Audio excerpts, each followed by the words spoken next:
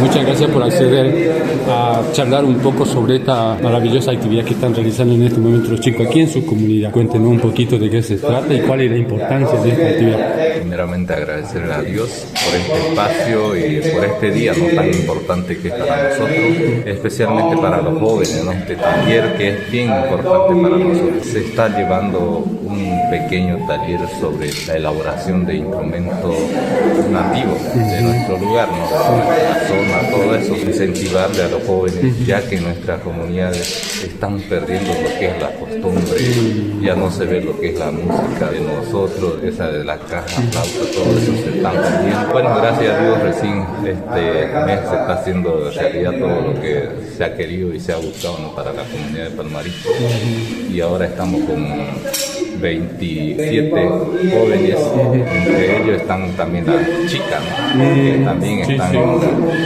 participando en estos talleres. Bueno, es bien importante para nosotros, tanto para la comunidad, también para ellos, para que así puedan practicar lo que es la costumbre de nuestra zona. ¿Quién están dando el taller? Julio Flores, que es de Itanambicua, y también tenemos al otro músico que es reconocido nacionalmente, tiene su grupo, también él es de Itanambicua.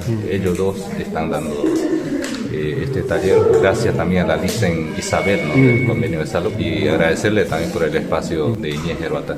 Rubicha, usted como músico, ¿no? Cuéntele a la gente, a los hermanos, cuál es su importancia de la música para todos, ¿no? Es una enseñanza más que se le da a los estudiantes, un curso extra, se le podemos decir, porque en estos tiempos ya nuestros jóvenes se dedican a otra cosa, ¿no? Yo siempre digo de que hay que mantenerlo ocupado la mente de los jóvenes, de los estudiantes, de los niños. La música es algo que te ayuda a prepararte mentalmente, también al mismo tiempo van ganando, ¿no? El tiempo los jóvenes. En la mañana y en la tarde ellos pasan aquí lo que es la clase de instrumentos, conocer violín, cello, teclado, guitarra.